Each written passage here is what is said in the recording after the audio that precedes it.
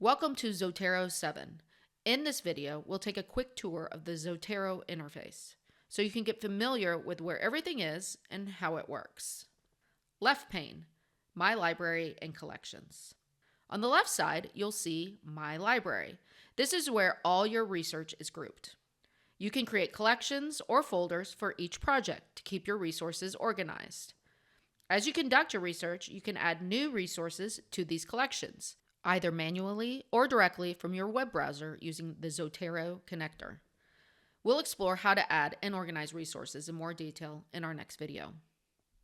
Middle pane, the item list. Over here in the middle pane, you'll see the item list.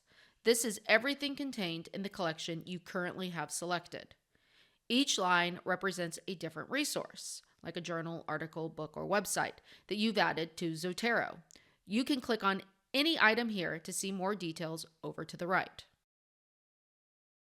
Right pane, item information. Over here on the right side, you'll find detailed information about the specific resource you've selected. Now, let's take a look at the icons running down the right side of this pane. Info icon.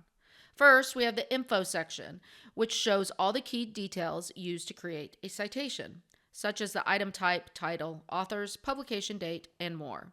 These are the fields Zotero uses to automatically generate your citations and bibliographies. Abstract icon.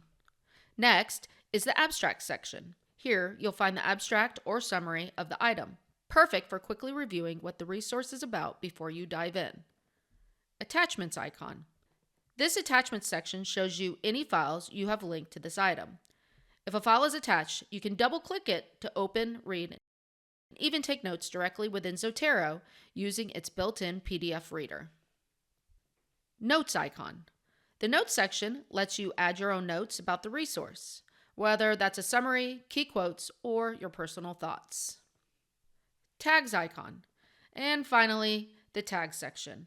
Tags help you organize and quickly find items. Some tags are automatically pulled from databases, but you can also add your own. And that's our quick overview of the Zotero 7 interface. Understanding this layout will help you move confidently through Zotero as you manage your research.